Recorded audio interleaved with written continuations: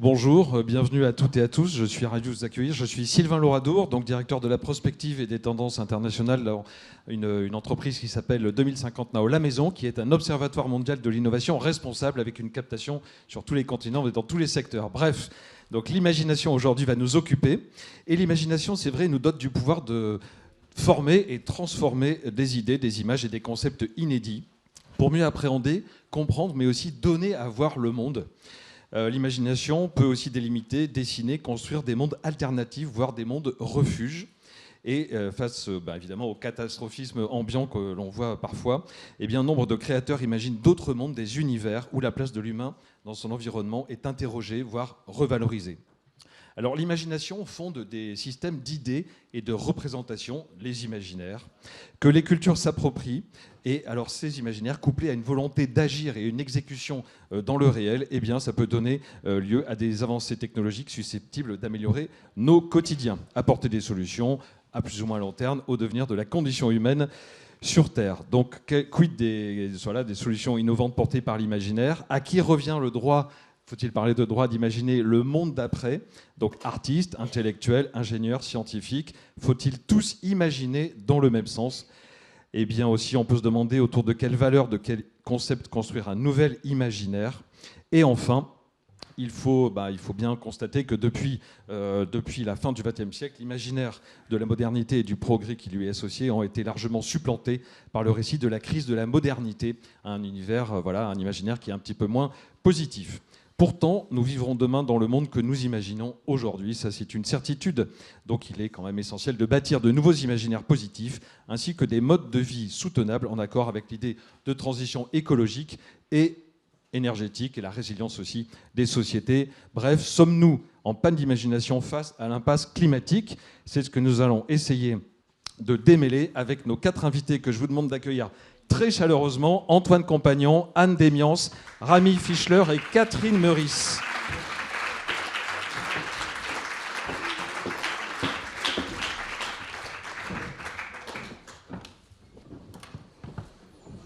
Donc vous le savez peut-être, cette séquence s'articule en 3 moments. Nous allons d'abord discuter tous les 5 pour voir les pensées, les concepts de chacune des personnalités que vous avez en face de vous. Ensuite, le panel étudiant, représenté par une personne aujourd'hui, qui fait panel à lui tout seul, va poser les questions que les étudiants ont travaillées. Et ensuite, toute la salle est invitée à participer à ce qu'on aimerait être une conversation entre nous dans cet amphithéâtre qui est confortable et feutré. Alors, je vais commencer tout de suite par vous présenter Antoine Compagnon. Vous êtes diplômé de l'école polytechnique, ingénieur des ponts et chaussées. Vous occupez successivement les postes de maître de conférence à l'école polytechnique, professeur de littérature à l'université Paris 4 Sorbonne. Anecdote, j'ai commencé une thèse sur Proust, alors que M. Compagnon donnait cours sur Proust, évidemment, et j'ai, avec bonheur, suivi ses cours. Vous avez été élu au Collège de France 2006-2021. Vous êtes un historien de la littérature et critique littéraire, considéré comme l'un des plus grands spécialistes de Marcel Proust. Vous êtes l'auteur de récits de fiction tels que La classe de Rétaux, La vie derrière soi et aussi Un été avec Colette en 2022. Alors, j'ai ce livre entre les mains, La vie derrière soi. Le titre, évidemment, est un clin d'œil à l'autre titre que vous connaissez bien. Et dans ce livre, il y a une citation qui est très amusante, rapportée par Edmond de Goncourt, une citation d'Hokusai, qui est celle-ci. « C'est à l'âge de 73 ans que j'ai compris à peu près la structure de la nature vraie, des animaux, des herbes, des arbres, des oiseaux, des poissons et des insectes. Par conséquent, à l'âge de 80 ans, j'aurais fait encore plus de progrès. À 90 ans, je pénétrerai le mystère des choses. À 100 ans, je serai décidément parvenu à un degré de merveille. Et quand j'aurai 110 ans, chez moi, Chaque point, chaque ligne, tout sera vivant. D'où ma question, Antoine Compagnon, l'imagination se nourrit-elle de l'attention au monde et de l'expérience? Oui, je suis sans doute le plus vieux ici. C'est vrai que vous avez rappelé, d'abord j'ai été ingénieur, donc quand on discute ces questions de nature et d'écologie, c'est ce passé-là que je me rappelle d'abord. Mais des grands souvenirs de grands chantiers à Paris, par exemple, qui n'étaient pas très écologiques à l'époque. Le Roissy, quand j'étais mes premiers pas d'ingénieur, c'était dans le magnifique Terminal 1 de Roissy, de Paul Andreu. J'ai été au sommet de la Tour de l'Arche quand elle était en construction à La Défense. Donc, j'ai envie de dire que je reviens de très loin. De très loin, d'accord. De très loin. Je suis un moderne qui a cru l'imagination. L'imaginaire était un imaginaire moderne, du progrès, de la croissance, pour un garçon des années 50, 60, qui aimait les voitures, les moteurs, les avions, les bateaux, qui ne se souciait pas trop des conséquences que cela pouvait avoir. Et pourtant, j'ai sûrement été l'un des premiers lecteurs du rapport Meadows, dont on reparle aujourd'hui. Je l'ai lu en 1972, quand il a été publié, ce rapport du Club de Rome qui mettait en cause la croissance. On le lisait quand on était sorti de Polytechnique. C'est l'occasion de dire qu'il y a un roman cette année qui a été publié, La Cabane, d'Abel Quentin, qui est consacré à ce rapport, enfin qui le fictionnalise, qui est un beau roman auquel on a presque donné le prix de l'Académie, le prix du roman de l'Académie française. À une voix près, il ne l'a pas eu. Mais c'est un très beau roman. Voilà l'imaginaire qui peut... Ce roman est d'ailleurs dédié à l'un de mes camarades de promotion de l'école polytechnique qui s'est spécialisé dans la mécanique des sols et dans l'enfouissement des déchets nucléaires. Oui, c'est ça. Ma génération, c'est celle de... Donc, quand j'ai lu le programme de cet après-midi, ça m'a finalement beaucoup troublé de voir que... Bon, nous venons pour parler de... Enfin, moi, j'avais accepté de venir pour parler dans le cadre de quelque chose qui s'appelait la réussite et la confiance. Et j'ai eu l'impression que les documents que vous nous avez envoyés avec les questions et tout ça allaient plutôt vers l'anxiété, la méfiance, que c'était des documents d'éco-anxieux. D'éco-anxieux. Alors moi, je fais partie de ceux qu'on appelle les OK boomers. Donc il y a là une fracture dont on peut peut-être parler. Il est vrai que pour des gens de ma génération, l'imaginaire, c'était un imaginaire de croissance et de progrès. Et s'il y avait des méfaits du progrès, une certaine confiance dans une technique qui permettrait de remédier à ces inconvénients du progrès. Alors aujourd'hui, on est évidemment dans un tout autre paradigme, et cela me l'a fait ressentir très fort, ce que vous m'avez proposé comme réflexion. Enfin, j'en ai pas dormi de la nuit dernière à me dire, à être confronté à une série de questions qui étaient tout aussi angoissées par rapport à cette question. Donc, je crois que c'est à ça qu'on peut réfléchir. Pourquoi est-ce que ça s'appelle encore réussite et confiance si l'imaginaire est aussi dystopique. Dystopique. Alors on va essayer de faire aujourd'hui preuve d'imagination positive et constructive, en espérant. Anne Demians, vous êtes architecte, vous êtes diplômée de l'École nationale supérieure d'architecture de Versailles. Vous créez votre première agence d'architecture en 1995. Puis 10 ans plus tard, vous fondez l'agence architecture Anne Demians qui conçoit et réalise des ouvrages de nature et de destinations différentes, et ça c'est important, en France et à l'étranger. Vous êtes la première femme installée à l'Académie des Beaux-Arts dans la section architecture en 2021. Vous êtes également membre du conseil d'administration de la Maison de la Culture du Japon et de la Cité de l'Architecture et du Patrimoine. Vous contribuez aussi aux travaux du groupe Plan Bâtiment Durable 2020-2050, voilà, qui nous projette dans le futur. Et puis vous publiez un ouvrage pour penser la ville de demain, la réversibilité des bâtiments pour une ville décarbonée, qui est apparu au Moniteur en 2023. Alors, il y a une notion parfaitement fascinante dans ce livre, qui est la réversibilité, comment un bâtiment peut, dès la construction, dès la conception, vivre plusieurs vies. Et vous écrivez que pour réaliser cette mission, vous avez au préalable interrogé des experts sur la sécurité, sur la fiscalité, consulter des juristes, interroger des scientifiques, des artistes, des hommes de l'art, des acteurs de la construction.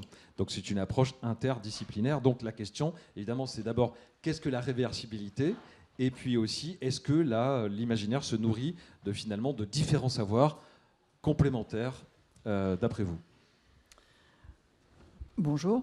Donc là, je commencerai par la deuxième question, sur la question de l'imaginaire. Après, je reviendrai plus avant sur ma proposition. C'est vrai que l'imaginaire, à mon avis, elle fertilise la connaissance. Ça, c'est indéniable. Et moi, je suis toujours partie de ce postulat. Et notamment, quand on regarde les surréalistes avec André Breton, qui pose la question qui pose son manifeste en 1924, qui est clairement une réflexion autour d'un post-après-guerre, où on se dit il y a quand même quelque chose qui tourne pas rond. Donc il y a une question, un positionnement politique en fait par rapport à la question de l'art et dans cette capacité à créer une poésie à partir de quelque chose qui est à reconstruire. Donc ça c'est quelque chose qui motive en fait mes interventions en tant qu'architecte. C'est-à-dire c'est toujours faire le lien entre cette réalité que nous connaissons tous pour arriver à nous projeter vers un avenir qu'on voudrait différent.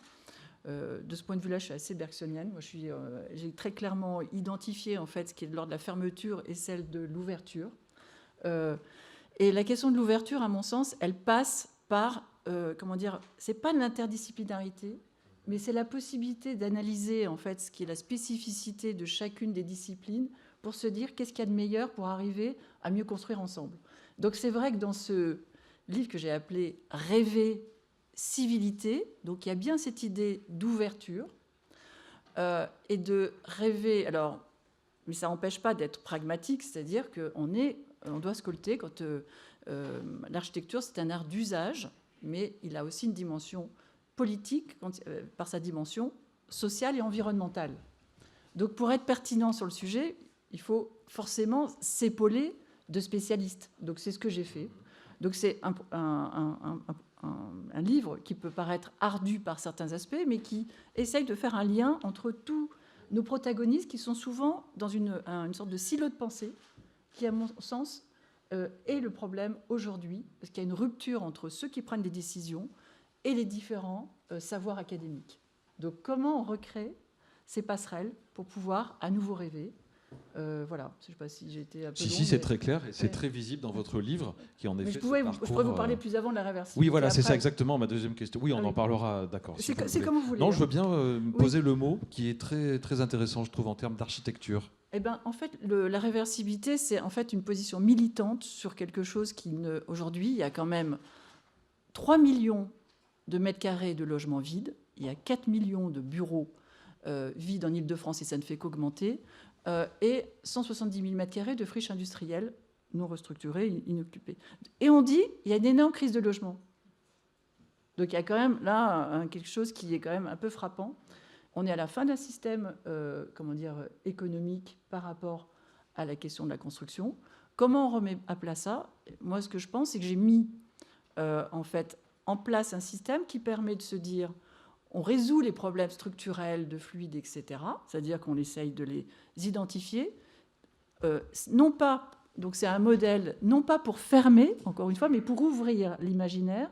C'est-à-dire qu'on essaye de régler, qui est souvent un empêchement, des choses qui sont souvent des empêchements d'avancer, pour réouvrir l'imaginaire et le réapproprier à chaque situation régionale, climatique, et qui fasse qu'on revienne à cette architecture du bon sens qu'on a un peu quittée par... Alors, on en parlera, mais du côté néfaste de la technologie, mais qui n'est absolument pas à remettre en question dans la nécessité d'avoir un rapport technologique par rapport à notre façon de penser le monde. Voilà. Très bien, merci beaucoup, très intéressant vraiment. Rami Fischler, vous êtes designer, vous êtes diplômé de l'École nationale supérieure de création industrielle en 2004. Vous êtes un designer belge basé à Paris, lauréat de l'Académie de France à Rome en 2010-2011. Vous êtes pensionnaire de la Villa Médicis où, là, vous menez une recherche sur l'accueil des visiteurs et des artistes au sein du lieu. En 2011, vous fondez votre studio, RF Studio à Paris, au sein duquel vous concevez des objets alors très différents. Ça va du frigo intelligent au mobilier, par exemple celui des contre-terrasses des Champs-Élysées. Vous créez des espaces de travail, le siège de Twitter en France, culturel aussi, et puis la brasserie et le bar en Champagne de la Tour Eiffel. Voilà. Depuis février 2017, vous dirigez également la création architecturale de la maison Chanel et vous êtes élu créateur 2018 par le salon Maison et Objets.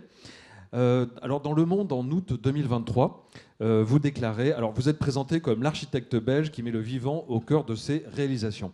Et vous déclarez que la question de l'écologie infuse tous vos projets. Est-ce que vous pouvez nous en dire plus et peut-être nous donner un exemple ou deux concrets sur ce sujet du vivant dans votre travail ? Oui. Oui, alors c'est très très pompeux, mais c'est des phrases d'articles de journaux. C'est toujours difficile de pour prélever du contexte. Valoriser évidemment notre métier, qui est un métier très méconnu.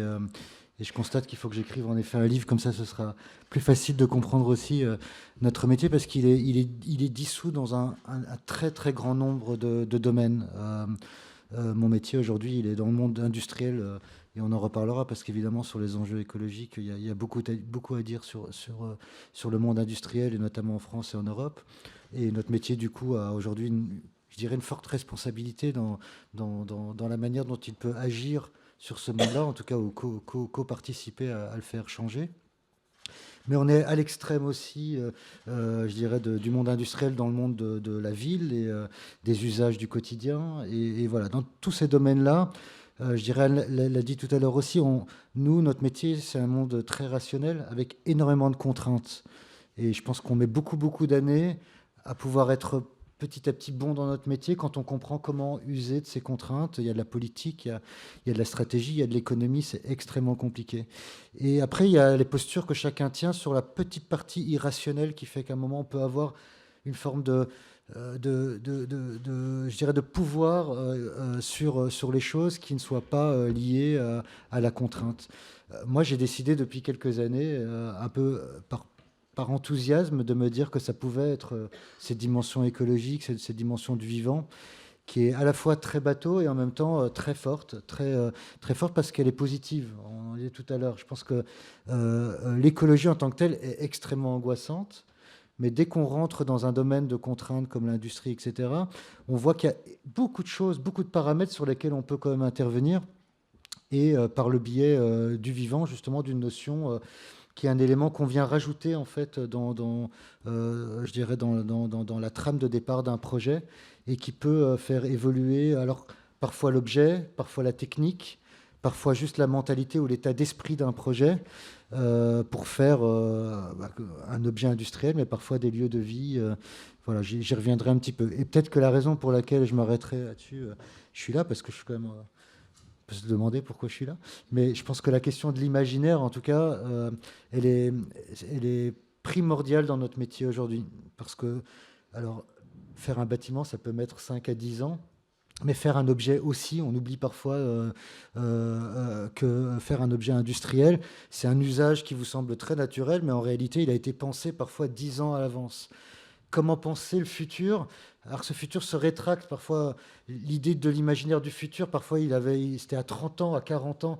Aujourd'hui, on se retrouve à pouvoir penser quelque chose qui est déjà obsolète au bout de 3 ans.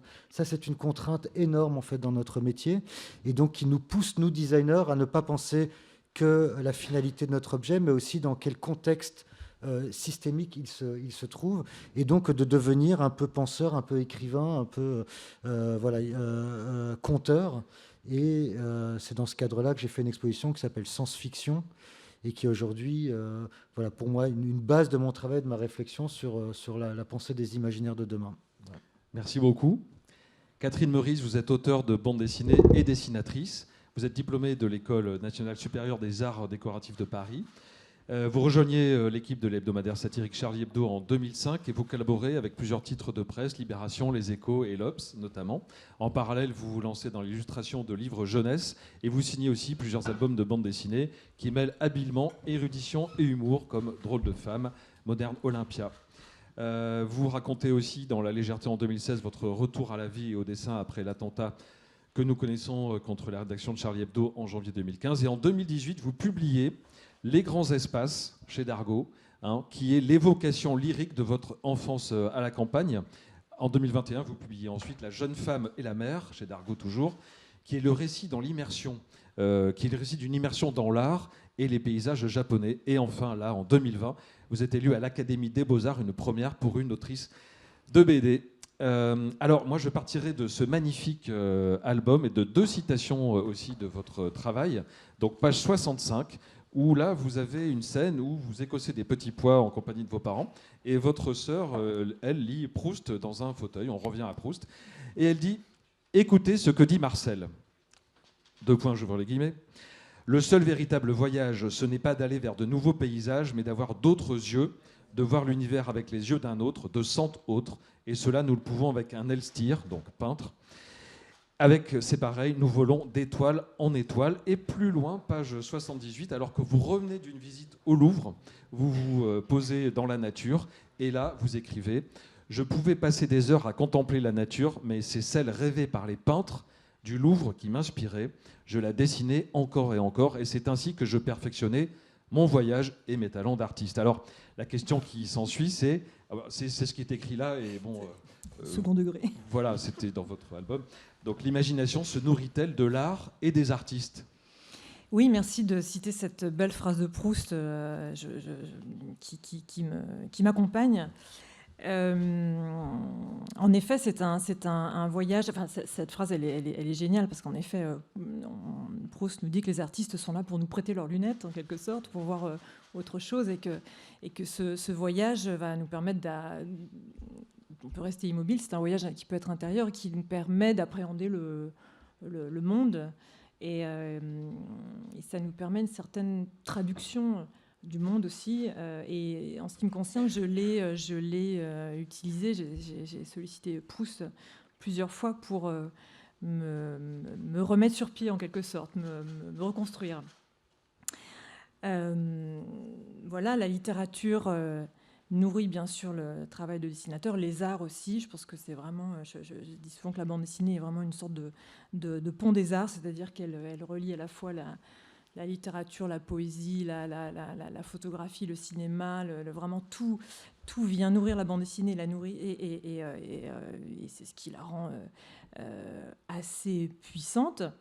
Et le fait que cet art-là soit populaire et dit mineur, entre guillemets, je trouve que c'est une force, c'est aussi une force. Parce qu'elle c'est pas qu'elle est rebelle, mais enfin, je dis ça alors qu'elle s'est installée à l'Académie des Beaux-Arts. C'est comme si elle avait une fesse sur un siège et l'autre fesse sur l'autre. On a bien 2 fesses, oui. Et non, je trouve qu'elle a un statut à la fois, quelque chose d'incertain qui la rend, oui, puissante en fait, parce qu'elle peut être là où on ne l'attend pas. Elle n'est jamais figée en fait, la bande dessinée. Je crois que c'est ça qui la rend intéressante. Ouais. Très bien. Alors, à propos de choses qui ne sont là où on ne l'attend pas, vous dites, Antoine Compagnon, dans une leçon inaugurale au Collège de France, dans votre leçon inaugurale au Collège de France, la littérature doit être lue et étudiée parce qu'elle offre un moyen, certains diront même le seul, de préserver et de transmettre l'expérience des autres, ceux qui sont éloignés de nous dans l'espace et dans le temps. Alors, ma question est la suivante, c'est si les livres écrits aujourd'hui sont des archives en puissance pour les générations futures, comment la littérature contemporaine doit-elle, peut-elle imaginer le monde d'après de façon non dépressive, j'imagine, d'après ce que vous disiez en ouverture? Espérons, oui. Non, il y a des livres qui sont optimistes, qui sont positifs. Ça existe encore, heureusement. Mais c'est vrai qu'il y a beaucoup de dystopies aujourd'hui. Oui, j'ai tendance à défendre la littérature. C'est le sens de mon dernier livre. La littérature, ça paye, parce qu'il y a beaucoup de gens qui disent que la lecture ça paye pas assez. Ça paye pas assez, ni pour les auteurs, ni pour les lecteurs. Et mon argument, c'est que, bien entendu, on lit avec beaucoup de plaisir et dans la gratuité, mais que c'est un apprentissage pour lequel il n'y a pas vraiment de substitut. L'expérience des lunettes que nous donnent les livres, c'est une expérience irremplaçable. C'est une expérience que ne nous donnent pas les images, qui sont fournies en même temps que le texte, qui n'ont pas le même enrichissement du cerveau. C'est ce que nous disent les neuroscientifiques aujourd'hui. Oui, il y a beaucoup d'espoir à avoir, par exemple, du côté de tout ce qui touche à l'intelligence artificielle. Comme je ne savais pas quoi vous répondre aux questions que vous me posiez, j'ai interrogé immédiatement un de ces agents conversationnels, je ne dirais pas lequel, pour ne pas faire de publicité, mais... Personne n'a le nom en tête, tout va bien. Quand je ne sais pas répondre à une question, j'interroge l'intelligence artificielle, comme tout le monde. Et ça me donne des réponses qui sont en général pas très convaincantes, puisque c'est souvent assez banal, mais ça donne une première approche. Une première piste, une première approche. Voilà, donc oui, il faut lire. L'ennui, diront certains, c'est que les livres, c'est coûteux en empreinte carbone et en arbre. En arbre, ça détruit les arbres, beaucoup, la lecture. Peut-être moins que l'IA, finalement. Beaucoup moins que l'IA, c'est ça. Alors on nous dit, ce serait bien de lire en livre numérique, parce que... Mais est-ce que je dis une marque, un Kindle, pour un Kindle, ça, c'est énorme comme empreinte carbone. Pour combien de livres faut-il lire par an pour compenser l'empreinte carbone de la lecture numérique? On ne pense pas assez à ça. Le vieux livre papier, c'est encore très bon du point de vue de l'empreinte carbone. Donc, voilà, je suis encore un défenseur du livre papier d'un point de vue écologique. Il faut vraiment être un très très grand lecteur pour que son empreinte carbone avec le livre numérique soit inférieure à l'empreinte carbone du livre papier. C'est seulement pour les très très gros lecteurs. Bon, j'avais naguère écrit un livre sur les chiffonniers. À l'époque, on faisait des livres avec les chiffons, les vieux chiffons, au XIXe siècle. Mais depuis qu'on fait les livres avec du bois, avec un arbre, on ne fait pas tellement de livres. Quand on va dans une librairie, il y a énormément d'arbres qui sont dans la librairie compagnie en face. Mais lire avec du numérique, c'est encore plus coûteux du point de vue du CO2.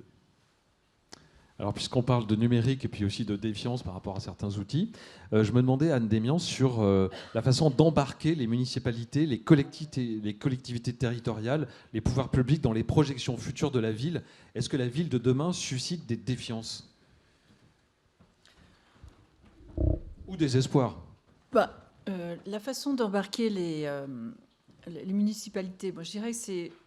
Alors, c'est le rapport. Alors, ça peut être pris sur deux aspects. Ça peut être des aspects réglementaires. Comment changer en fait les réglementations pour continuer à inventer.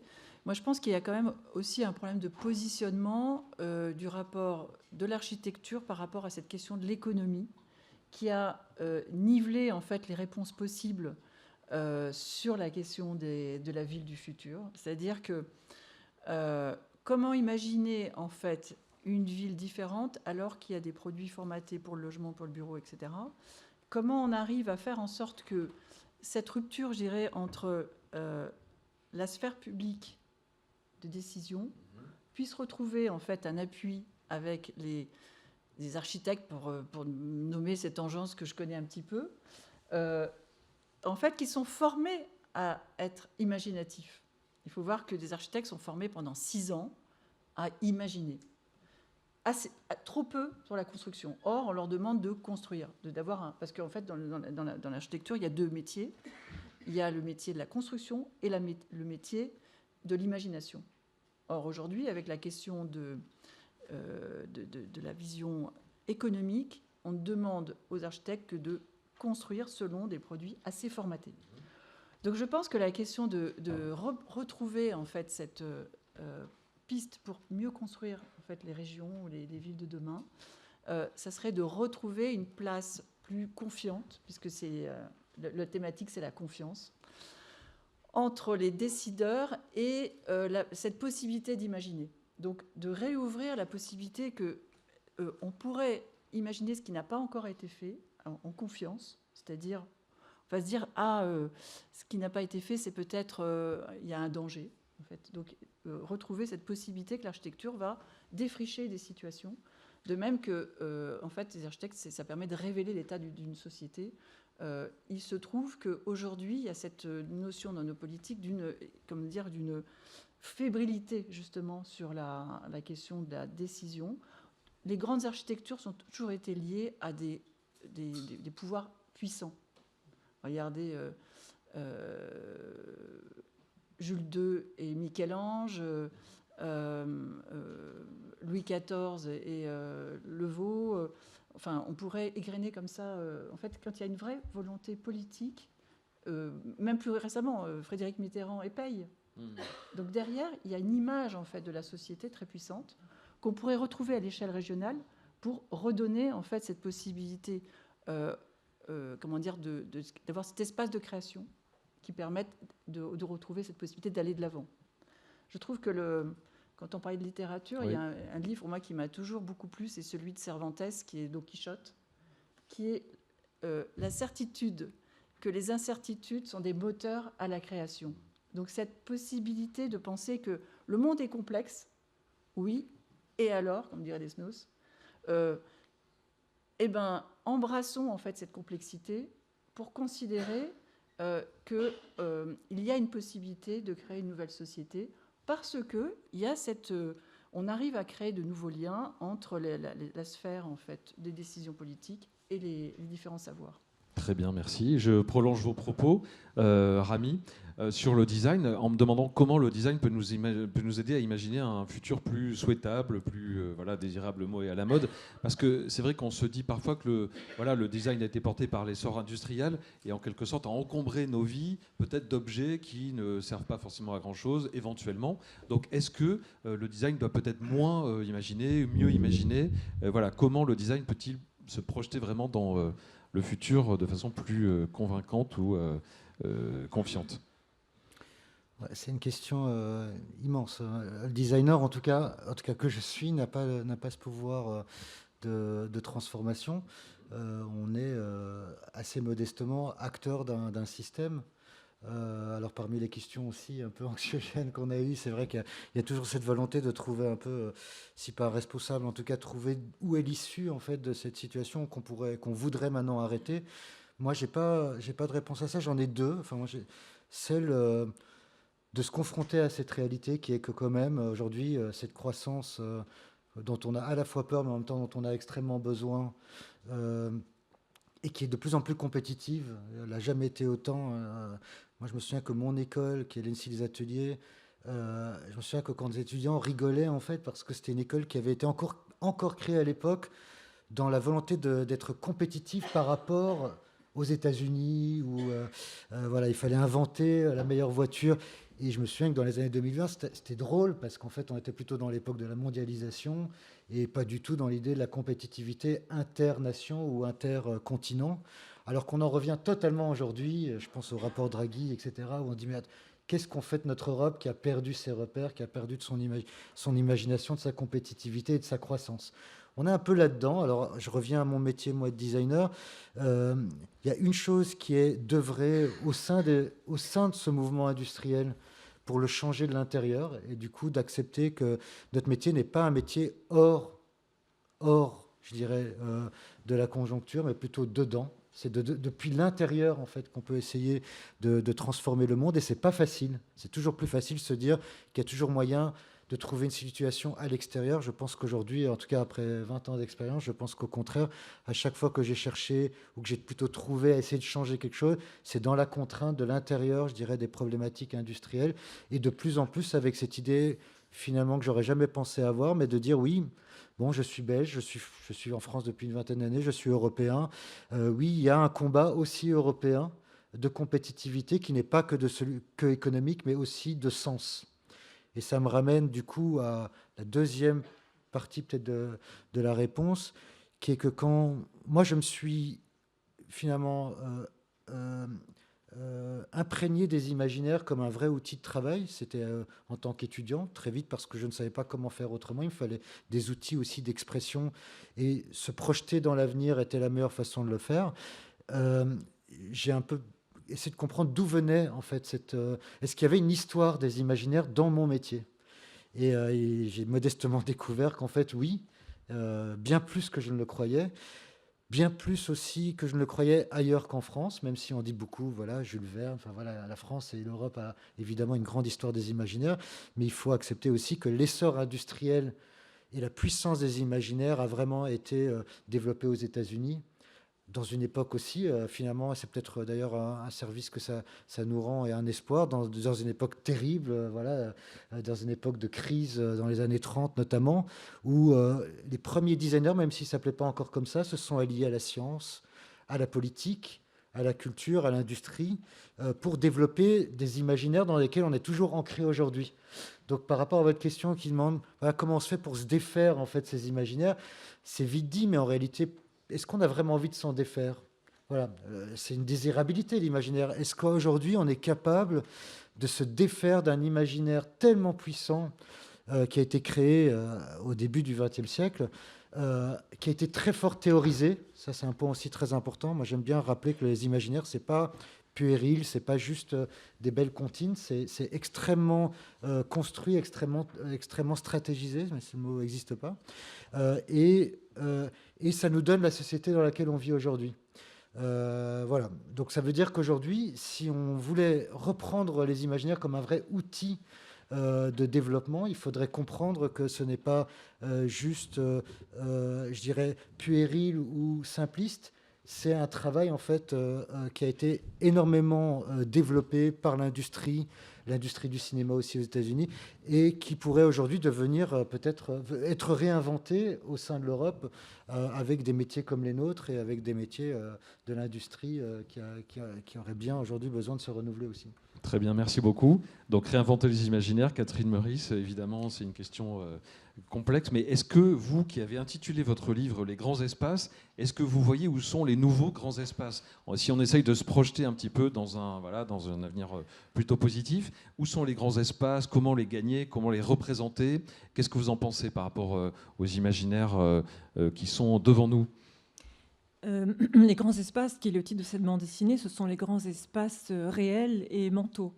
Donc, si je repars de la bande dessinée, qui est donc un autobiographie qui raconte mon enfance à la campagne, il s'agit, des espaces de mon enfance. J'ai grandi à la campagne, dans les Deux-Sèvres, une région très agricole, agriculture intensive. J'ai vu le paysage se transformer. Donc, voilà, il s'agit de l'espace à la fois de l'espace du jardin, de la maison, de la ferme que mes parents ont retapé. Et il s'agit de l'espace en dehors de la maison, en dehors du jardin. Donc là, le paysage qui se transforme et qui souvent se dégrade à cause de cette agriculture intensive. Et il s'agit également des grands espaces mentaux, en ce sens où j'ai rêvé, en grandissant dans ce chantier. Donc il ne s'agissait pas d'une maison moderne en béton, mais de fignoler et de remettre une vieille ferme debout. Je pense que j'étais impatiente de voir cette maison devenir une vraie maison, donc j'ai rêvé, j'ai essayé de pousser les murs avec mes petits bras d'enfant, et donc j'ai imaginé d'autres espaces, et ces autres espaces venaient à la fois des images, de la littérature, de la peinture. On pourrait reciter Proust, pour qui le nom des lieux est très important, mais je sais qu'enfant, j'ai renommé, enfin mes parents et ma soeur d'ailleurs aussi, nous avons renommé les espaces pour les agrandir, c'est-à-dire qu'on pouvait trouver une vieille grille en fer forgé complètement pourrie dans une brocante, on l'installait entre deux charmes magnifiques et on appelait ça le petit Trianon parce qu'on rêvait de Versailles, on se disait voilà, un jour on sera comme chez le nôtre, comme chez Louis XIV, et ça nous faisait rêver. Donc le rêve faisait vraiment partie de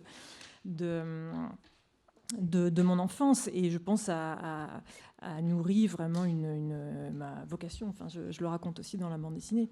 Donc votre question était sur les grands espaces aujourd'hui, de demain, c'est ça? Oui, c'est ça, mais ces grands espaces mentaux dont vous parlez, c'est très intéressant. D'ailleurs, le début de votre livre est très émouvant quand vous dites longtemps, j'ai rêvé d'avoir dans mon appartement parisien une porte spéciale. Et là, on vous voit, bon, c'est compliqué pour vous, spectateurs, mais on vous voit dessiner sur le mur au crayon. Voilà, une porte spéciale qui s'ouvrirait directement sur les prés. Je l'emprunterai à chaque saison en un rien de temps, en un coup de crayon. J'irai faire des provisions de paysages, d'odeurs, de silence. Peut-être que je m'attarderai un peu. Donc peut-être que ces imaginaires, c'est ces endroits mentaux où on peut aussi s'attarder et ne pas Bien sûr, où la lenteur est permise, où la nuance est reine, où le rêve est roi. Et bien sûr, ce sont ces espaces-là. Je crois que la bande dessinée, les arts en général, proposent cela.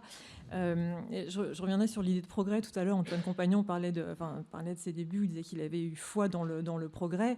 Moi, je crois que j'ai l'impression d'avoir été anti-moderne dès l'enfance, ayant grandi dans une campagne donc entourée de vieilles pierres. Mon poète préféré, c'était Baudelaire, dont un vers connu des correspondances, les couleurs, les parfums, les sons se répondent, je crois, il me semble, définissent le métier de dessinateur. Et par ailleurs, j'ai ensuite grandi, je suis entrée à 25 ans à Charlie Hebdo, où il était question de critiquer le progrès tout le temps. Donc ça a été... je pense que j'ai eu une vision... il me semble que j'ai fait certaines rencontres, même à l'école Estienne, on parlait des écoles que nous avons faites, parce que vous avez cité l'école des Arts Déco, mais j'ai fait l'école Estienne avant. Moi, ce qui me plaisait dans cette école, c'est que les parquets sentaient la cire et qu'il y avait des presses du 19e siècle qui étaient encore en place. Et j'étais dans un atelier d'illustration tout nouveau. On était 12 en atelier et on était complètement à côté de tout ce qui était industrie, compétitivité dont tu parlais, Rami. Je crois que ce mot nous était étranger. Et je crois que j'ai été formée à côté de ces termes-là. Je pourrais dire que peut-être que ces études-là, ces rencontres-là que j'ai faites à Charlie Hebdo m'ont invité à faire un pas de côté, pour reprendre la phrase du dessinateur GB qui était emblématique à Charlie Hebdo. Donc d'essayer de trouver un décalage, l'humour aussi, je fais du dessin humoristique, l'humour est un décalage permanent, décalage qui, une fois de plus, permet tout simplement de vivre dans ce monde à abîmer, complètement cabossé. Merci beaucoup. Nous allons passer à la deuxième séquence de notre session avec les questions du panel étudiant. Donc le panel étudiant, nous avions 3 étudiants qui sont Mathis Gautrin, Parien, Panthéon-Sorbonne, Méliane Anjoui, Celsa, Sorbonne Université, et puis Louis Quichot qui va représenter tout le panel lui tout seul de l'Université de Bordeaux. Donc bonjour Louis, on peut applaudir Louis je pense, qui représente les étudiants. Donc Louis, si vous voulez bien poser vos questions, générales ou spécifiques. Et puis, je précise aussi qu'à tout moment, la salle peut intervenir. Hein, vous êtes tous conviés et toutes conviées à intervenir. Donc bonjour à tous et toutes. Moi, j'avais une question concernant surtout les plus jeunes générations, sachant que les jeunes sont souvent les plus ouverts en fait, à l'idée de rupture radicale pour créer un avenir plus durable à travers notamment des mouvements étudiants comme Fridays for Future ou des figures emblématiques comme Greta Thunberg, Camille Etienne ou autres. Est-ce que dans vos métiers, comment est-ce que vous parvenez à capter l'attention de ces plus jeunes générations et à les inspirer pour imaginer un modèle de société différent axé sur l'écologie et la solidarité? Donc, quelles stratégies et initiatives avez-vous mises en place pour engager les jeunes dans ces réflexions-là? Est-ce que l'un de vous 4 souhaite commencer à répondre? C'est une question qui s'adresse à vous 4. Hein. C'est ça. Hein. Voilà. Je commence. Hein, ouais. Parler des jeunes, ça veut dire déjà faut accepter qu'on est un peu plus vieux. C'est difficile. Moi, je dis toujours qu'on est un peu la nouvelle génération, mais il faut qu'on change de paradigme. C'est vrai que dans nos métiers, il y a une rupture assez radicale. Elle le disait aussi un peu par rapport à l'architecture, entre le moment des études où... Alors moi, j'ai profité de ça, et c'est même pour ça que je suis venu en France, pour faire une école, donc l'ENSI des ateliers, qui est réputée pour justement laisser énormément de liberté de penser aux étudiants, si bien qu'on vire notre directrice ou notre directeur une fois tous les 2 ans, qu'il y a des grèves tout le temps. Évidemment, c'est toujours très formateur. Et à côté de ça, je rigole un petit peu, mais c'est aussi le cas dans la réflexion plus largement du métier de design, qui est un métier qui, pour moi, est condamné à se renouveler tout le temps. Il y a de la théorie, mais il y a surtout beaucoup de pratiques, puisque ça concerne la question des usages. Les usages changent tout le temps, selon les technologies, selon les mœurs, selon la façon dont la société évolue, selon l'économie aussi et la géopolitique.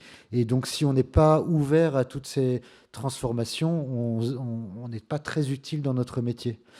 Après, on arrive dans le monde du travail et il y a la contrainte infernale de notre métier, qui est qu'à un moment, pour produire quelque chose, même si c'est de la pensée, mais au-delà de ça, des usages, même s'il n'y a pas beaucoup de matière, tout est extrêmement contraignant. On a énormément d'interlocuteurs, tout se mélange, que ce soit la politique, l'économie, l'industrie. Et donc, en fait, très vite, on peut perdre notre capacité à innover. Et quand on est jeune, c'est évidemment très frustrant et on peut vite perdre espoir. Alors, je n'ai pas de réponse pour ça. Je pense que juste on grandit très vite et l'objectif, c'est justement de garder la volonté de... parce que je pense que vous disiez tout à l'heure, cette idée de rupture, je suis totalement contre, évidemment. Je pense que dans notre métier, c'est absolument pas la bonne technique. Mon mémoire de fin d'études s'appelle le mobile de la fuite, donc rien à voir avec le design en réalité, mais c'est comment justement à un moment esquiver comme un vrai outil, je dirais, de travail, et non pas justement pour quitter la pièce, mais plutôt pour fuir de l'intérieur. Et je pense que c'est vraiment très important dans notre métier de ne pas fuir la réalité. Et je finirai par l'exposition que j'ai faite et qui continue beaucoup à alimenter notre travail, science-fiction, dans laquelle on a développé beaucoup de récits. On continue à le faire, des récits fictionnels. Et je me suis rendu compte que beaucoup des fictions qu'on a réalisées, qui sont toujours basées sur une thématique et liées aux usages, parce que c'est quand même notre métier, on finit par créer des nouveaux métiers. Donc je me rends compte que ce qui a beaucoup intéressé les jeunes, je dirais les collégiens, en plus, après les universitaires qui sont venus voir l'exposition, c'est cette idée qu'on peut encore inventer des nouveaux métiers. Voilà, on peut encore se réinventer. On peut aussi réinventer l'école. On peut encore réinventer ce que c'est la formation et la transmission. Et c'est, je pense, encore dans cette marge-là de possible que cette nouvelle génération qui arrive peut se réinventer, parce qu'il y a aussi de plus en plus, je dirais, de porosité entre le monde de l'école et le monde du travail. Pendant très longtemps, on a eu peur de ça, c'est-à-dire qu'est-ce que venait faire le monde professionnel dans le monde de l'école. Aujourd'hui, c'est un cas réel. Il y a de plus en plus d'entreprises dans le monde de l'école. Je pense qu'il faut le voir plutôt aussi comme une force, parce que c'est un moment où ces deux mondes apprennent à se rencontrer. Et je pense que les jeunes, comme vous les appelez, peuvent de plus en plus influencer sur le monde du travail, plutôt grâce à cette porosité qui arrive dans le cadre de l'enseignement. Anne, vous vouliez réagir au propos de Rami? Oui, alors c'était... pas forcément une réaction, mais peut-être disons, en tout cas, mon intervention, elle est de 3 ordres. Elle est à travers l'écriture, c'est permettre de faire un état des lieux de ce qui existe et qu'est-ce qu'on pourrait faire ensemble mieux. Ah, pardon. Et donc, c'est notamment ce livre, donc Révessivité, je ne l'ai pas fait en chambre, je l'ai fait avec une jeune équipe, en fait, d'architectes, d'ingénieurs, et avec justement... comment dire, une nouvelle génération qui veut sortir un peu des lieux communs en fait sur l'écologie. C'est un peu cette idée-là qui, je pense, était un moteur ensemble d'agir. C'était de dire sortir un peu des chimères en fait qui sont un peu colportées sur les vraies fausses vérités sur l'écologie. Donc c'est un travail en fait de mise à plat de la situation pour proposer d'une façon assez militante que en fait c'est pas no way par rapport à la question de la construction, mais comment on la construit différemment ensemble. Voilà, ça c'est donc les bases en fait de ce livre de Révessivité, vraiment une question d'ouverture transgénérationnelle et aussi transdisciplinaire sur cette question de la construction. Après l'autre aspect, c'est j'enseigne en fait non seulement dans des écoles d'architecture, mais aussi à Paris-Dauphine, c'est-à-dire dans des lieux qui forment en fait des financiers et des promoteurs pour justement créer une porosité entre les métiers, Donc pas faire un travail d'incantation, notre métier c'est bien, les autres c'est mal, c'est d'arriver à créer cette création de valeur en fait collective, parce qu'on sait que arriver à créer de la valeur, c'est lié à l'imagination. L'économie ne crée pas de valeur en tant que telle. Donc voilà, c'est un peu ces éléments que j'aime bien donner donc du sens en fait à la raison de tous ces jeunes constructeurs en fait qui s'amènent dans cette question de comment construire mieux demain. Et puis un troisième volet qui est celui à travers l'Académie des Beaux-Arts. Donc depuis 2 ans, j'ai la chance de pouvoir contribuer auprès de notamment Jacques Rougerie, qui est un héros des océans depuis plus de 40 ans, qui a contribué à parler d'écologie d'une manière très scientifique, pas des lieux communs, en fait, vraiment avec des propositions très, très belles. Donc, il a une fondation Rougerie qui offre, qui chaque année font des grandes plateformes, en fait, pour des jeunes créateurs qui vont pouvoir imaginer les océans de demain, l'espace de demain, et puis avoir des propositions réelles sur la montée des eaux. Donc, dans l'espace, on a la chance d'être accompagné par Claudie Aigneret, qui est la première femme française à être allée dans l'espace. Donc, c'est que, en fait, cette intelligence embarquée sur la question de cette façon de créer un monde différent. Alors, moi, je pense que la rupture, elle peut être assumée quand il y a, en fait, des choses qui ne fonctionnent pas, mais assumer cette continuité et avoir assumé cet héritage qui n'est pas toujours négatif en fait de ce qui a été fait, mais avoir le regard critique suffisamment affûté pour pas se laisser embarquer aujourd'hui où il y a un savoir parallèle qui est celui de l'intelligence artificielle dont Antoine vous parliez à l'instant.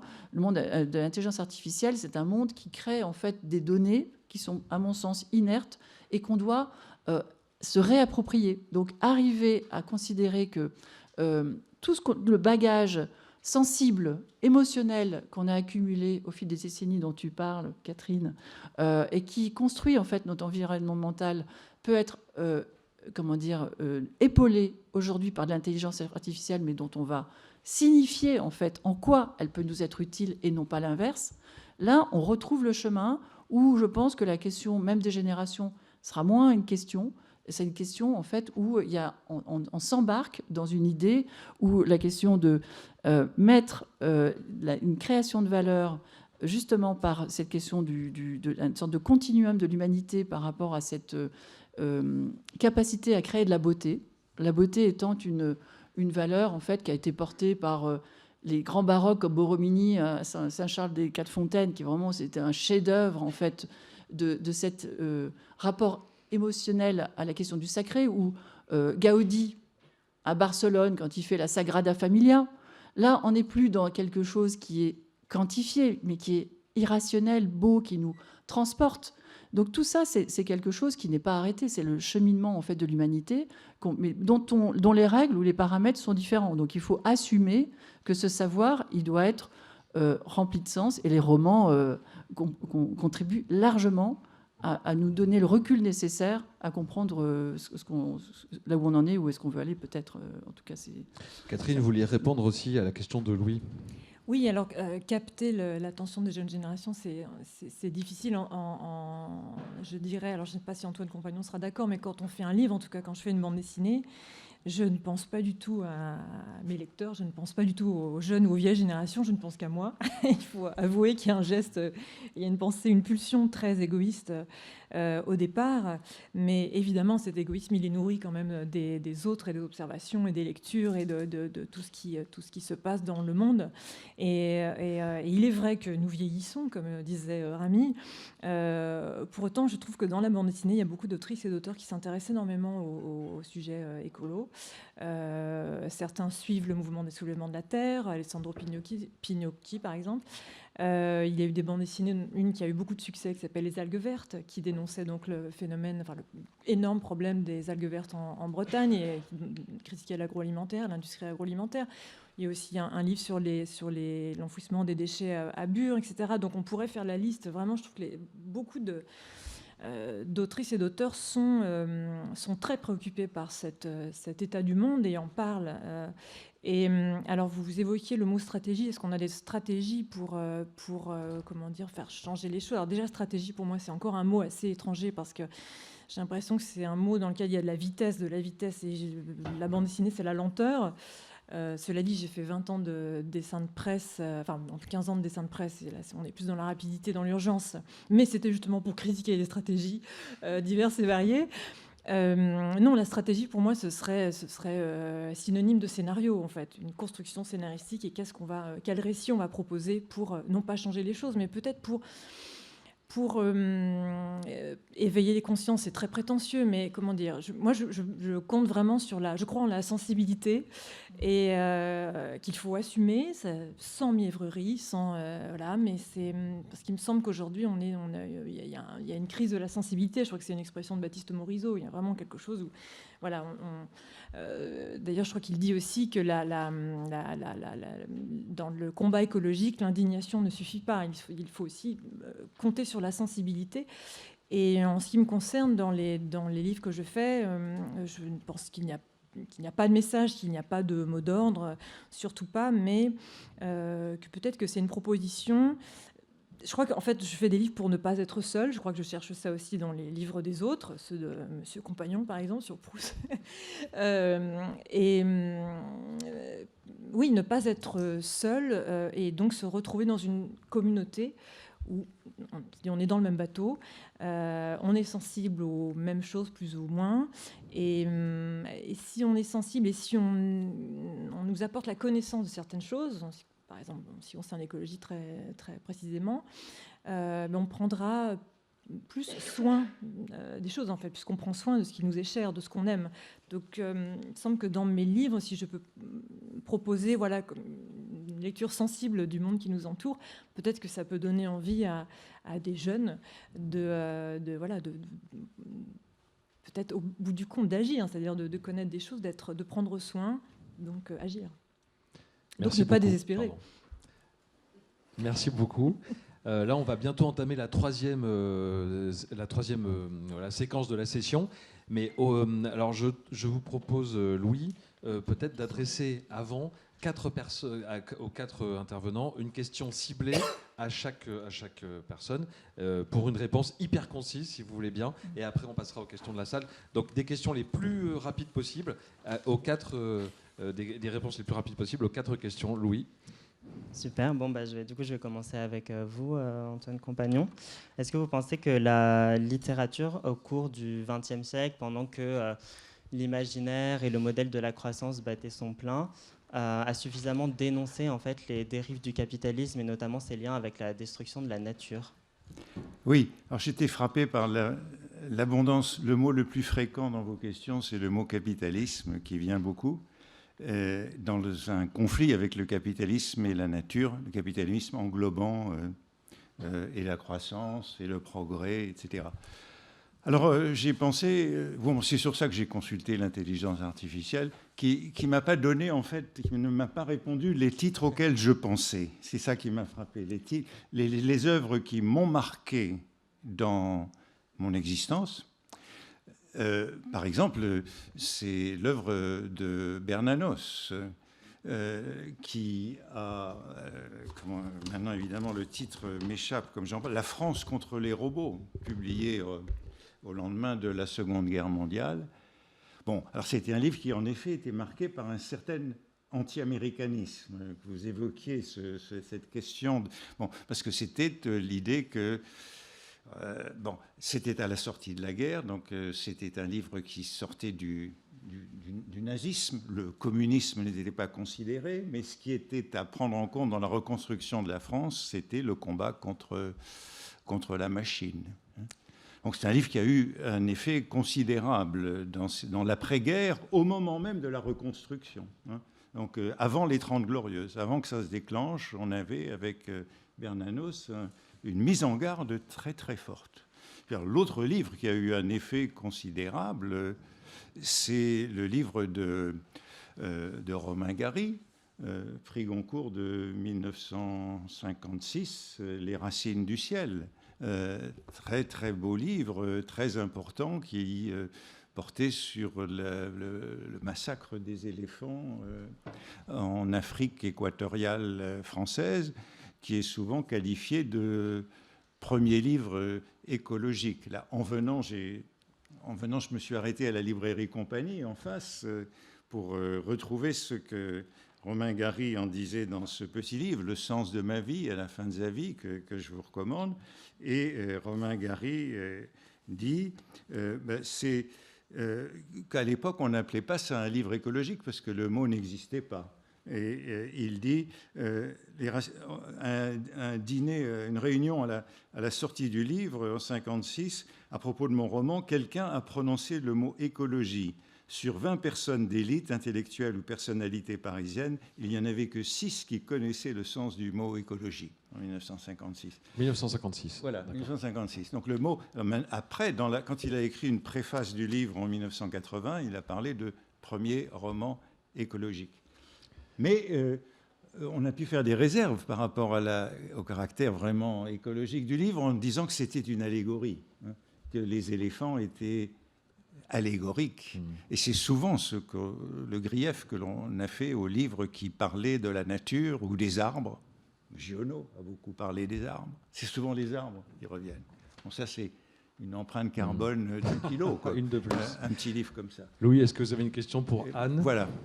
Oui, j'aurais bien aimé savoir, est-ce que vous pensez qu'il y a un changement particulier dans notre environnement urbain, notamment en tant qu'usagère ou usager, qui peut nous amener en fait à repenser nos rapports au vivant, à l'environnement, à développer de nouveaux imaginaires, donc vraiment en tant qu'usager, usagère.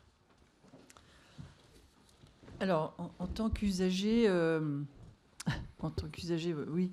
En tant qu'usager, ouais, c'est-à-dire que moi, alors ça rejoint un peu ce que je propose d'une manière un peu têtue, c'est-à-dire c'est comment on change en fait de paradigme de l'architecture au profit de la ville, c'est-à-dire comment on installe dans la durée notre regard sur la façon de concevoir nos villes de demain, c'est-à-dire comment on crée un univers suffisamment agile, c'est-à-dire, comme je disais, des bâtiments qui seraient conçus plus par rapport à une réalité sensible d'un site. Par exemple, d'avoir la possibilité que des logements puissent se transformer en bureaux ou en logements ou en résidence-service ou en... Parce qu'il faut bien voir qu'en fait, que 80% de nos villes sont faits d'espaces domestiques de cette nature et que d'arriver à penser en fait l'agilité de ces éléments qui soient plus liés dans cette capacité à être donc plus haut sous plafond, parce qu'en fait, c'est les mêmes êtres vivants qui vivent dans des logements ou dans des bureaux ou dans des équipements. Or, au fil des décennies, il y a eu une différence énorme qui s'est faite sur les produits logements, etc., produits bureaux. C'est-à-dire qu'il y a les produits bureaux sont des hauteurs plus importantes que celles des logements, qui sont différentes, enfin, chaque type de catégorie, et ce qui bloque complètement l'agilité des villes.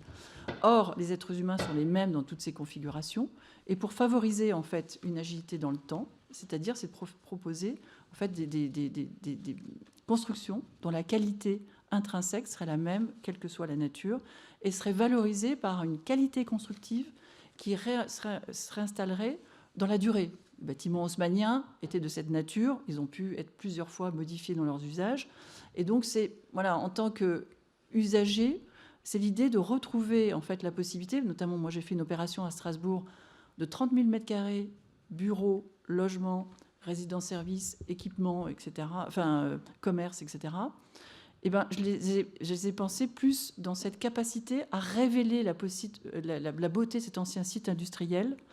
En fait, j'ai appelé les Black Swan, en fait, ces 3 tours qui sont juxtaposées les unes aux autres, qui se décalent les unes aux autres pour ne pas porter ombre les unes aux autres, et qui, en fait, se réfèrent en fait, au signe blanc, parce qu'en fait, c'est un signe en fait, de livraison industrielle, signe blanc que je transforme en signe noir, qui semble directement sorti du film d'Aronofsky, les Black Swan, et qui donc permettent à tous les habitants de s'attacher à un univers mental, en fait cognitif, qui n'est pas uniquement un univers froid et atypique.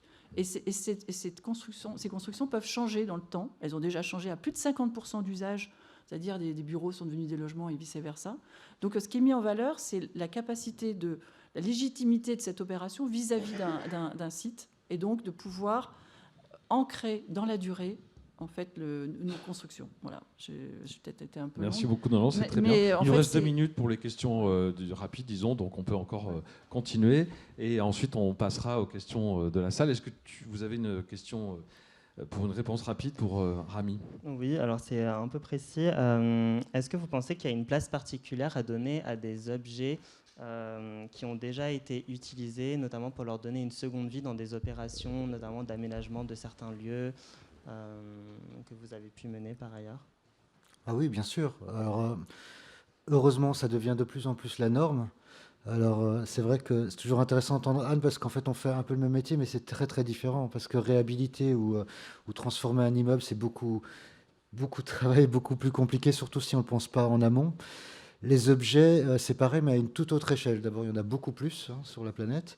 Et puis pendant très très longtemps, ils ont plutôt été, je dirais, pensés pour leur obsolescence, parce que plus on en fabriquait et plus on les jetait et plus on en revendait. Et voilà, on est dans la situation dans laquelle on est aussi parce qu'on a ce trop-plein d'objets qui existent, mais qu'on ne sait pas réparer parce qu'ils n'ont pas été pensés pour être réparés. Donc je pense qu'aujourd'hui, heureusement, je m'entends parler, je me dis qu'on est très très loin des imaginaires, mais bon, ça fait partie aussi peut-être de la pédagogie que je peux partager dans notre métier, mais c'est vrai qu'aujourd'hui, on ne peut plus faire des objets sans penser ce qu'on appelle le cycle de vie, c'est-à-dire sans penser évidemment leur fabrication, leur usage, et puis la façon dont ils vont être démontés pour que chaque élément de ce même objet devienne autre chose. Et dans le meilleur des cas, mais ça c'est juste du bon sens, évidemment qu'ils servent le plus longtemps possible. Et là, il y a un paradoxe, c'est vrai qu'on pense toujours au recyclage, c'est vrai que c'est une mode du recyclage. Le mieux, c'est quand même un objet qui n'est pas recyclé, hein, je veux dire, parce que pour recycler un objet, c'est aussi beaucoup de matière et beaucoup d'énergie. Le mieux, c'est un objet qui reste parce qu'il est tout simplement bien fait et qui tient de génération en génération. Et donc, il y a la durabilité aussi des objets qui est un imaginaire aussi pas évident aujourd'hui. À remettre finalement à la mode pour que les designers et aussi les utilisateurs apprécient l'idée de garder toute leur vie et même de transmettre en fait leurs objets du quotidien. Donc je ne sais pas si je vous ai répondu, mais on m'a dit court, je m'arrête là. Non, mais c'est très intéressant, je pense, sur le fait qu'un bon objet n'a pas besoin d'être recyclé finalement. Est-ce que vous avez une question pour Catherine ? Dernière question, si possible. Est-ce que vous avez un avis particulier sur la façon dont les arts, notamment l'illustration, le récit, peut nous permettre en fait de préserver, voire de redonner une certaine joie de vivre en fait à des personnes qui pourraient être, comme on l'a dit tout à l'heure, éco-anxieux face au monde de demain La joie de vivre.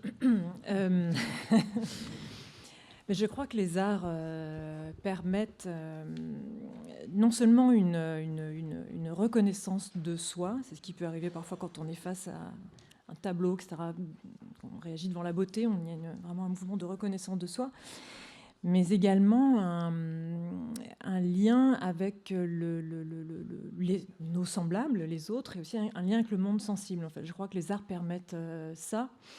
Et c'est peut-être ça qui crée de la joie. La joie étant l'endroit où on se sent le plus être, en quelque sorte. Et d'ailleurs, le peintre Francis Bacon disait que pour lui, peut-être que le but de l'art, l'unique but de l'art, c'était de procurer de la joie. Et il complétait en disant que l'art, c'est une façon de... Alors, comme il est anglais, si c'était sa traduction, il parlait en français, c'est une façon de retourner vers la vie. Et que la matière picturale, c'est la vie. Et je pense qu'on peut parler de cela pour la peinture, mais comme pour le dessin ou les arts en général, c'est qu'il me semble qu'on se rapproche du monde sensible et que c'est ça qui peut procurer une joie. Alors, ce qui est assez drôle, c'est que alors, la joie n'est évidemment pas synonyme de bonheur et pas synonyme de rire, mais on peut ressentir de la joie face à grâce ou avec des œuvres d'art extrêmement sérieuses ou très comiques. C'est ça la force de l'art. Et je pense que c'est... oui, que ça nous est indispensable. Je pense qu'il y a une éducation aussi au regard est indispensable. Ça, je crois que ça devrait être enseigné peut-être plus dans les écoles, savoir regarder, observer, et une fois de plus assumer cette sensibilité et l'exprimer. Voilà, je pense que c'est peut-être ça qui peut être source de joie, qui doit être prolongée. Et je dis ça à l'heure où la culture... on ne va pas se lancer dans un autre débat, mais où la culture est peut-être un petit peu en danger, vu voilà, le tournant politique qui advient. Merci beaucoup. On passe aux questions de la salle. Je sais qu'il y en a beaucoup. Là, on essaie aussi d'être concis puisqu'on doit terminer à 18h. Merci beaucoup.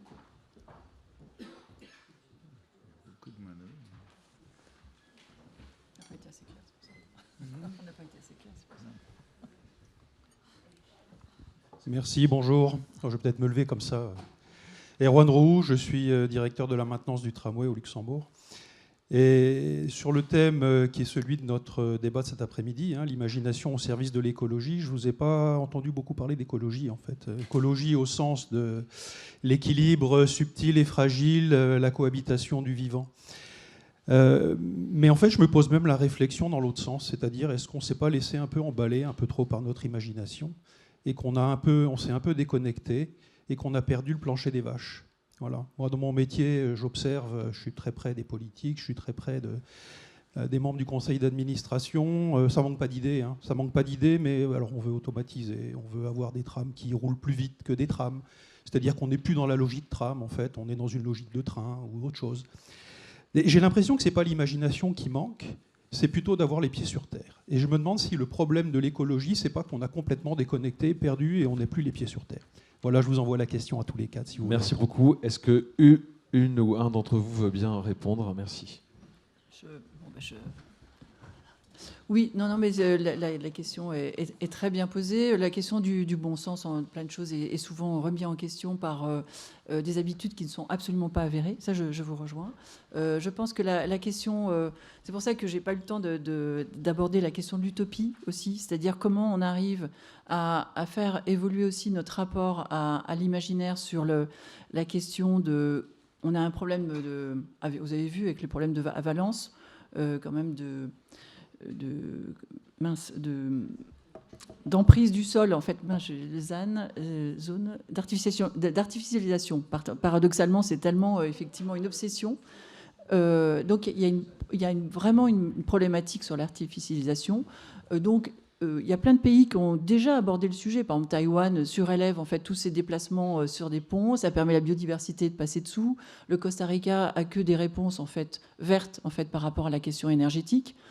Donc c'est pour ça que je dis que l'imaginaire, c'est pas uniquement par en fait une vision poétique qu'on va pouvoir résoudre, c'est aussi se colter la question de quoi on dispose et comment l'utiliser mieux, et notamment en fait sur la question de renouveler notre regard en fait sur la question du rapport au sol. Moi simplement la question des inondations, c'est vrai qu'on sait très bien qu'on pourrait commencer parce que je travaille moi-même avec des chercheurs, parce que je restructure l'école supérieure de physique-chimie dans le 5e arrondissement, qui est l'école supérieure de physique-chimie de l'école des 6 Nobel. Et je discute souvent avec des chercheurs, et la question, notamment, en fait, ils font des recherches fondamentales qu'on n'applique absolument pas, qu'on pourrait appliquer, c'est-à-dire la question, par exemple, de l'électromagnétisme, qui nous permettrait de trouver des solutions aussi, paradoxalement, qui nous permettrait de mettre en suspension peut-être en fait des architectures, déjà les mettre sur pilotis, et en fait qu'on arrive à se poser la question de la densité. C'est peut-être pas forcément mal. Il y a eu des utopies qui étaient très intéressantes, sorte de grandes étagères où on mettait des maisons individuelles à la verticale. Se reposer la question de la densité, non pas comme forcément quelque chose qui était négatif, mais nécessaire pour pouvoir résoudre avec du bon sens, comme vous le dites, la question en fait de la problématique de l'artificialisation. C'est-à-dire qu'on veut tout et son contraire. On veut être prêt d'avoir chacun disposé d'une maison, d'un jardin, d'une proximité. Or, on ne fait que de l'étalement urbain. Donc, comment on arrive à avoir une pensée collective autour d'une certaine densité, avec des énergies propres? On a à disposition plein de solutions, et simplement, malgré tout, la question du bon sens, elle est à réinterroger encore une fois dans la question de l'interface entre la décision politique et du savoir. On a plein de solutions. Mais pardon, j'avais juste une remarque. Oui. Excusez-moi, je vais faire court. Mais vous dites que dans votre secteur, il y a probablement trop d'imagination. Mais en fait, on n'a pas défini ce que c'était que l'imagination. Parce que si on imagine l'imagination, par exemple, des publicitaires, les publicitaires ont de l'imagination, sont au service d'un système capitaliste qui vont nous faire croire que rêver, c'est acheter, etc. On sait bien que c'est un aveuglement. Moi, pour moi, l'imagination, c'est vraiment créer des récits au plus près du sensible. Voilà, vous avez l'imagination, vous disiez, on ne parle pas beaucoup d'écologie, mais prenez des écrivains, des essayistes comme Aldo Leopold ou Thoreau ou Rachel Carson, etc., qui sont à la fois scientifiques et qui ont aussi beaucoup d'imagination. On lit ces livres-là, on a envie immédiatement d'agir et de prendre sa carte. Non, là, je ne vais pas rentrer dans la politique. Donc, je me demandais s'il n'y a pas une bonne et une mauvaise imagination. Merci beaucoup. On prend une deuxième question. Bonjour, pour Rémi Lombard. Pour recreuser le titre du colloque, selon vous, quels sont les dispositifs de créativité ou les actes d'imagination qui ont été les plus performants pour servir la cause écologique? Merci beaucoup. Rami peut-être ou Attendez, faut Antoine. réfléchir, ça fait- Oui, d'accord. Pendant ce temps, le micro circule pour la prochaine question. En tout cas, moi, ce qui me pose question, c'est justement la mise en scène, en fait, par exemple, de chimères, en fait, qui me font un peu peur sur la question de l'écologie. C'est dire qu'en développant une architecture en bois, on va résoudre les problèmes. Vous voyez, c'est la question des raccourcis autour de l'écologie qui pose question. Et savoir se poser la question de comment on peut créer des lieux de lien entre la question de la transition écologique et la transition numérique. À mon sens, ça permettrait de reconstruire en fait une possibilité d'identifier justement ce qui a été positif. Pour ça, je vous dis, il y a certaines dispositions comme dans certains pays où on sent qu'il y a réellement, par exemple même la Suisse, en fait, qui est avec un système de cantons, ils disent on va pas dépenser plus que 2000 kWh par mètre carré par habitant. Donc il y a cette idée d'objectif et on ne donne pas les solutions. Moi, c'est là où je pense qu'il y a vraiment quelque chose qui va pouvoir définir un imaginaire qui n'est pas celui que tu invoques, Catherine, mais encore parce que ça permet de se dire, on reprend la main en fait sur ce qu'on décide d'avoir comme choix en fait de ville. Et si on veut avoir une ville qui soit bien desservie et que tout soit très fluide, etc., ça veut dire une certaine proximité, certains choix en fait sur la façon de construire notre imaginaire sur l'écologie. Donc il y a bien à un moment donné sur l'imaginaire cette question de faire des choix. On ne pourra pas tout avoir. Et donc cette idée de comment on arrive à faire un état des lieux de l'existant, comment on le restructure, et comment on le transforme pour une part, parce qu'on sait qu'on ne pourra pas faire table rase. Voilà. Merci beaucoup. C'est un long sujet. Une troisième question. Oui, bonjour, je suis Florence Gray et donc je me posais la question par rapport justement, tout à l'heure on parlait d'alliance intergénérationnelle, mais c'est vrai que l'écologie ça concerne aussi le monde dans sa globalité. Est-ce qu'il ne pourrait pas y avoir une alliance interculturelle? Je pense notamment aux peuples premiers qui ont gardé une relation à la nature très différente de la nôtre. Peut-être que l'imagination c'est aussi désapprendre des modes de représentation qui nous enferment, qui nous font penser qu'on est avant tout propriétaire et exploitant de la nature alors qu'en fait on en fait partie et on lui appartient. Et je pense notamment au peuple Kogi et voilà, qui ont un rapport à la nature beaucoup plus simple, en même temps beaucoup plus harmonieux. Je sais qu'il y a des mouvements en ce sens. Qu'est-ce que vous en pensez? Est-ce que vous êtes favorable ou pas? Je sais pas si c'est moi qui réponds. Non, moi je trouve ça passionnant en fait, évidemment, et même sans être très très connaisseur de la question, je trouve que parfois il faut être un peu modeste et pas scientifique sur ces sujets-là, parce que sinon en fait on perd à peu près la moitié de l'audience. Juste l'idée de se dire que la nature peut avoir des droits, des pouvoirs et peut-être un jour même employer des humains à son propre service, c'est un imaginaire très puissant. Il y a un mouvement sur la Loire, notamment sur cette question-là, mais il a commencé bien avant en Amérique du Sud, sur certains fleuves qui ont regagné leur pouvoir, mais sans pouvoir évidemment parler. Donc là, on est totalement à la fois dans le spiritisme, dans la magie, mais en fait, c'est basé sur des choses extrêmement concrètes que je trouve passionnantes, qui rejoignent finalement aussi mon métier, qui sont nos employeurs de demain. Est-ce que moi, en tant que designer, demain, je peux avoir comme employeur une forêt ou une mer qui me demande de travailler à son service, qui me paye parce qu'elle est immensément riche à partir du moment où on définit sa valeur. Et je trouve que c'est un imaginaire passionnant. On parlait tout à l'heure de la jeunesse. Je pense que si dans certaines écoles de finance, on apprenait finalement à des métiers de demain de devenir justement, de travailler la finance ou la sociologie au service certains domaines de la nature, enfin certains éléments de la nature. Ça me passionnerait si j'avais 20 ans aujourd'hui, ce seraient les études que je ferais, évidemment. Donc je pense que là, en effet, il y a quelque chose de passionnant à creuser. Mais on parle de nature, le terme même de nature est remis en question. Votre intervention me fait penser à Philippe Descola, son travail sur... Justement, il n'utilise pas le mot nature, il essaie de ne pas l'utiliser, il parle des non-humains, il a étudié les peuples en Amazonie. C'est tout justement un imaginaire à repenser. Quand nous parlons ici de nature, il faudrait peut-être préciser nature au sens occidental. Moi, dans ma bande dessinée Les Grands Espaces, je parle de nature à tout bout de champ, mais j'ai les paysages en tête, la création du paysage dans la peinture, romantique en Allemagne. Enfin, c'est vraiment toute une culture spécifique à l'Europe, enfin, en tout cas à l'Occident. Et c'est passionnant d'essayer de décaler son cerveau, d'essayer de comprendre déjà ou d'apprendre ce qui se passe ailleurs et notamment chez les peuples alors animistes ou enfin qui alors j'ose plus employer le mot nature, mais qui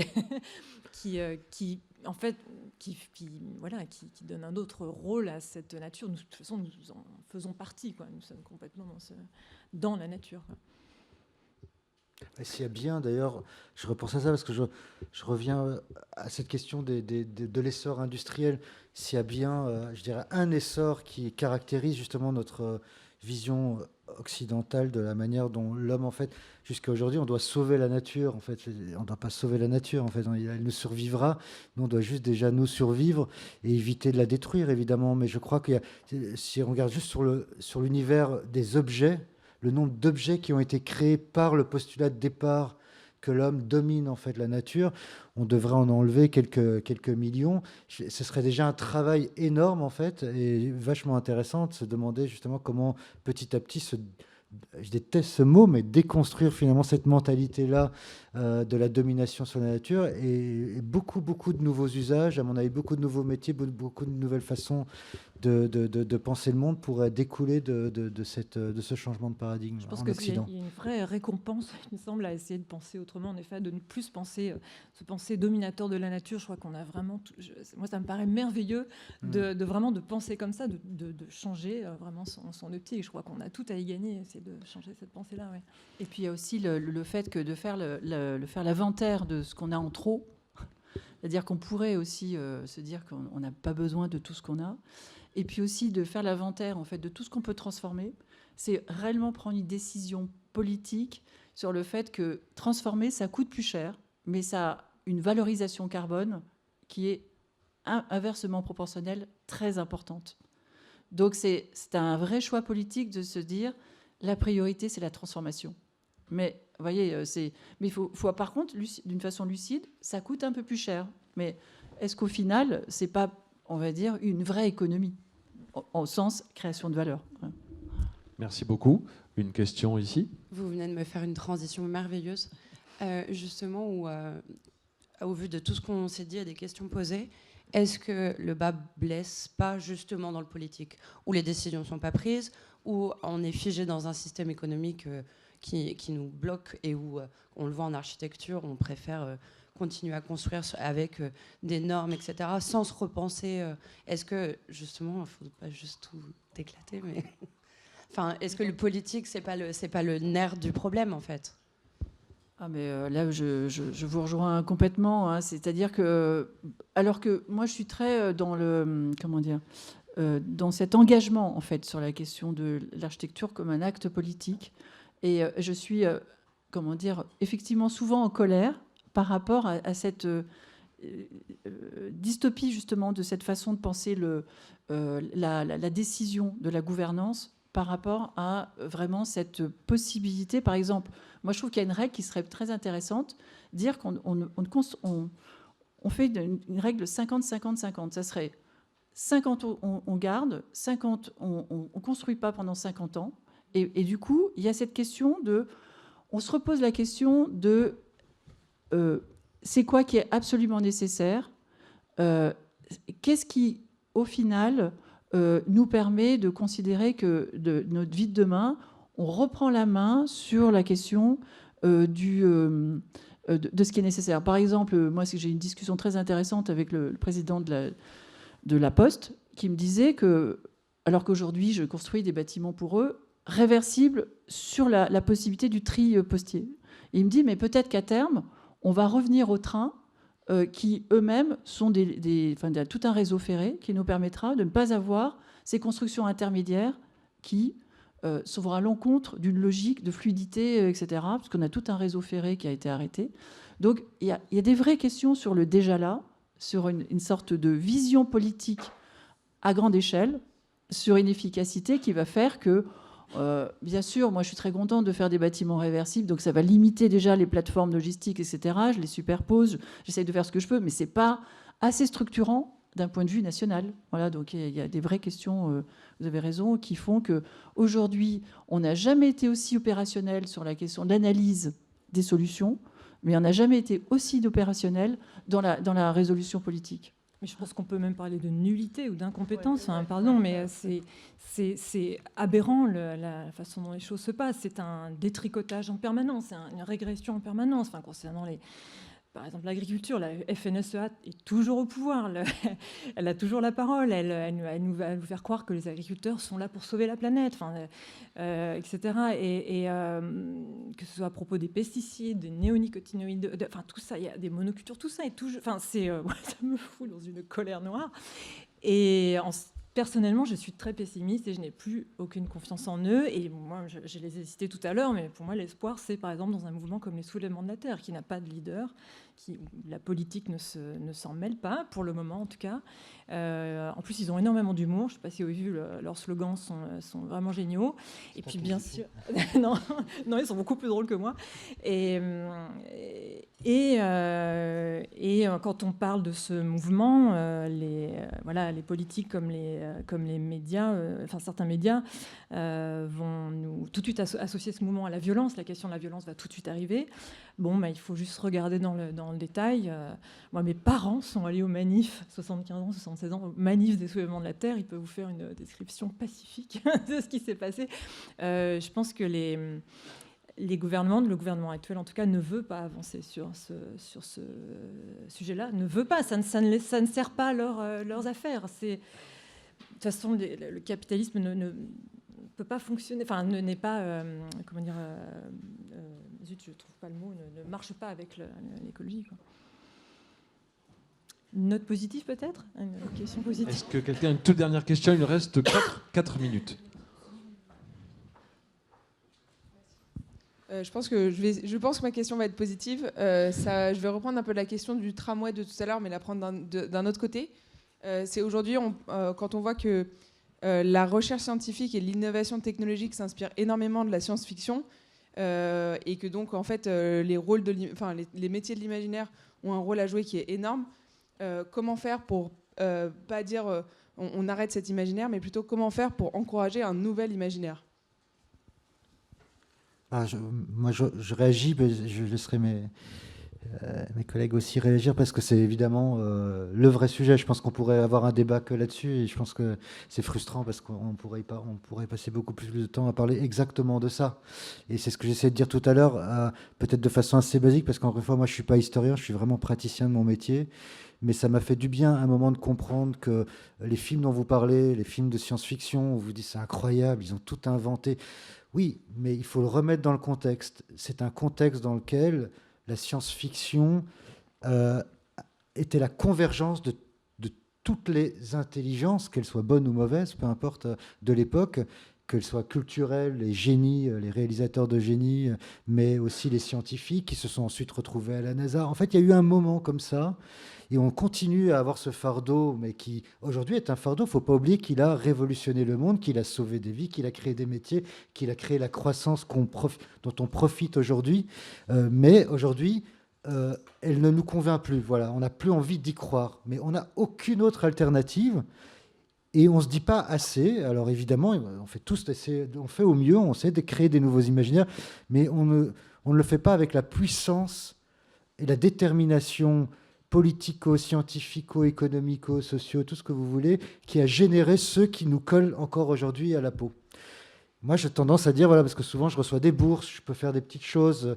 Je fais d'ailleurs un projet du 13 au 15. Vous êtes les bienvenus au Jardin des Plantes avec les scientifiques du Jardin des Plantes, qui s'appelle le Parlement des Vivants, où on va faire parler les plantes.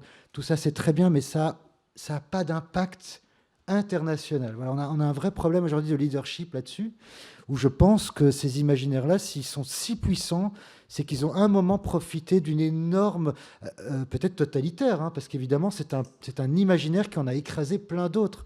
Je donne souvent l'exemple du tramway aux États-Unis dans les années 20. Une grande majorité des villes étaient en tramway électrique, et puis à un moment, la voiture à carburant est arrivée. Elle a tout écrasé avec des imaginaires exceptionnels. Tout le monde rêvait d'avoir une voiture, pas uniquement parce que ça servait à conduire, mais parce qu'il y avait tout l'imaginaire qui allait autour. Donc voilà, c'est un peu simpliste tout ce que je dis parce que c'est très court, mais je vous rejoins sur le fait qu'aujourd'hui, il y a d'autres soulèvements qui devraient exister et qui sont des soulèvements de l'imaginaire dans lesquels il faudrait mettre énormément de moyens, pas que des soulèvements populaires, mais aussi des soulèvements politiques. Et on voit bien qu'on manque énormément de courage aujourd'hui. Bon, on va conclure sur ce mot très beau de soulèvement des imaginaires. Merci beaucoup, il est 18h pile, bonne soirée.